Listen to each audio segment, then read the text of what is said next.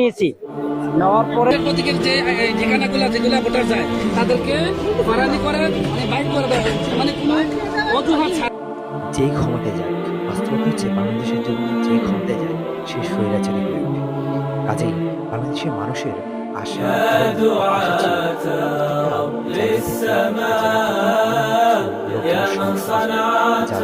ছিল যারা জনগণের পক্ষে কিন্তু সে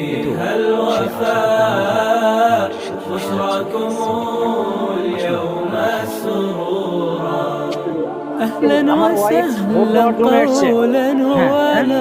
ভোট দেওয়ার জন্য এসছে। আমরা প্রথম রিক্সার থেকে স্লিপ নিয়েছি। নেওয়ার পরে পরবর্তীতে ওইখানে যাওয়ার পরে ওখান থেকে বলছে যে না, এটা নাম্বার ঠিক না। পরবর্তীতে আমরা ওই যে ববিহাজারের এখান থেকে অর্থাৎ ধানের থেকে স্লিপ নিয়েছি। এই যে সেই স্লিপটা, এটা দেওয়ার পরেও পরে উপর থেকে 3 তলা থেকে বলতেছে যে ভোট দেওয়া হয়ে গেছে, 37 নম্বর ভোট দেওয়া হয়ে গেছে।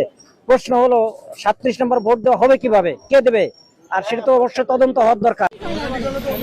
মানে আপনি এটা নিয়ে গেছেন, তারপরে আর ভোট দিতে দেয় নাই। আর এই স্লিপটা কি আপনি আইডি কার্ড থেকে তারপর আপনাকে দেওয়া হয়েছিল?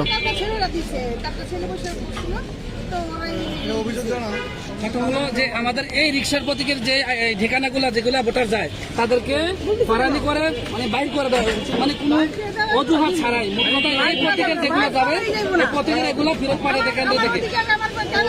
এটা তো আইডি কার্ড থেকে তো এটা আপনার লিস্ট বাইর করা হয়েছে, যেহেতু আইডি কার্ড থেকে লিস্ট বাইর করেছে এটা ভুল হওয়ার কথা না, তাহলে কেন মানুষকে এগুলো